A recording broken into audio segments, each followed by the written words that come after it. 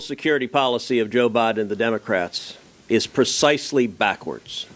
For 3.5 years, Joe Biden and the Democrats have undermined and weakened our friends and allies, and they have sent billions of dollars to our enemies.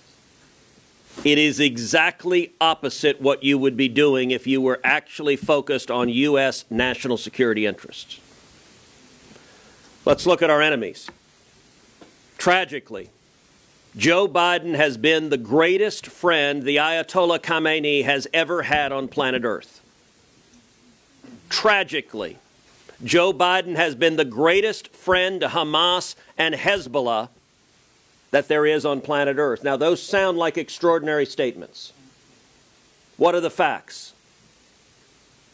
Under the Biden presidency, this administration has flowed more than $100 billion into Iran. $6 billion in ransom for 5 Americans, a policy which many of us said at the time would only lead to more Americans being taken hostage, and we saw tragically on October 7th that proved exactly right. $10 billion in funds in Iraq that the Biden administration wanted to flow to the Ayatollah, and then over $80 billion in oil. When Joe Biden came into office, the Trump administration, with the active support of all of us, had vigorously imposed oil sanctions and had cut Iran's oil exports from 1 million barrels a day down to about 300,000. The Iranian economy was in shambles. The Ayatollah was on his knees. Joe Biden came in like the cavalry coming to the rescue and immediately stopped enforcing oil sanctions. And what happened? Iran's oil sales went from 300,000 barrels a day to now more than 2 million barrels a day. Every one of those barrels is a gift from Joe Biden and the Democrats. That is over $80 billion. Mind you, this is from the same administration that does everything they can to kill oil and gas production in America, while allowing a theocratic Ayatollah. Understand, the Ayatollah chants with mobs, chants death to America and death to Israel. And Joe Biden has said, here's $100 billion. This seems like a great idea. And what happened with that $100 billion? Well, 90% of Hamas's funding comes from Iran. 90% of Hezbollah's funding comes from Iran. October 7th was in a very real way funded by money given by Joe Biden and the Democrats to Iran and Hamas and Hezbollah. And by the way, Biden also sent hundreds of millions of dollars into Gaza, even though many of us said, if you send it to Gaza, it will go to Hamas and be used for terrorism. They knew that. They agreed with that. The Biden administration concluded it was, quote, highly likely the money would go to Hamas for terrorism. You know what they did? They waived the anti-terrorism laws and said, send it anyway. Where are we now? Where we are now is the Biden administration is sending money right now to Gaza. Many of us said if you send the money to Gaza, it will be seized by Hamas. What happened? The first shipment came in and boom, immediately seized by Hamas, exactly like we said. But they're combining it with blocking weapons to Israel. The Biden White House has been the most anti-Israel administration this nation has ever seen. Literally from day one, the Biden White House has been undermining Israel at every step of the way.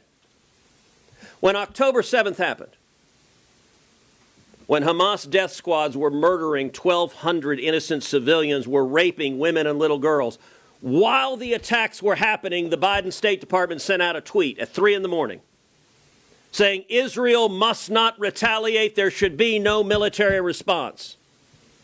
That tweet was disgraceful. I called it out at 3 in the morning, and they deleted the tweet within minutes. The next day, Tony Blinken, the Secretary of State, sent another tweet, said, I just talked with the Turkish foreign minister. We agreed Israel must not retaliate, must not strike back. I called that tweet out again. They deleted it again. Where are we today? Well, yesterday, Joe Biden said, quote, I made it clear if Israel goes into Rafah, I'm not supplying the weapons, we're not going to supply the weapons and the artillery shells. Now, I will point out Joe Biden and the Democrats lied to the American people on the supplemental funding bill that was just voted. They claimed it was to provide military funding to Israel. We now know they were lying. It was instead to give money to Gaza and Hamas and everywhere else except Israel. We should have sent this military aid 6 months ago. 6 months ago, many of us went to the Senate floor to force a vote on emergency military aid in November, right after October 7th. Every single Democrat voted no. It was a straight party line vote. A final observation. What Joe Biden is doing is not new.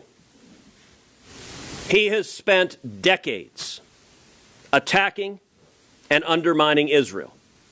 Yes, it is true the radical left wing of the Democrat Party, the pro-Hamas wing of the Democrat Party is on the rise, is on campuses, and the Democrats are terrified of them. All of that is true. Yes, it is true they're terrified they're going to lose Michigan unless they give in to the pro-Hamas wing of the Democrat Party. But understand these sentiments are not new for Joe Biden. In 1982, when, by the way, I was 11 years old. Yeah, you're young. There you go, Ted. In 1982, Joe Biden was a senator from Delaware, and he confronted Israel's Prime Minister Menachem Begin during his Senate Foreign Relations Committee testimony. And you know what Joe Biden was doing in 1982? Same damn thing he's doing in 2024. He threatened to cut off aid to Israel in 1982. And Prime Minister Begin responded as follows. Quote, "Don't threaten us with cutting off your aid. It will not work. I am not a Jew with trembling knees. I am a proud Jew with 3,700 years of civilized history. Nobody came to our aid when we were dying in the gas chambers and ovens. Nobody came to our aid when we were striving to create our country. We paid for it. We fought for it. We died for it. We will stand by our principles. We will defend them. And when necessary, we will die for them again, with or without your aid."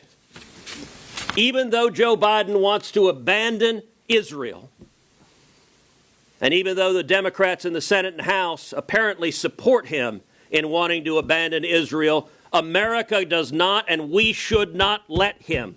We should stand together and say, America stands united with Israel, and Hamas should be utterly destroyed.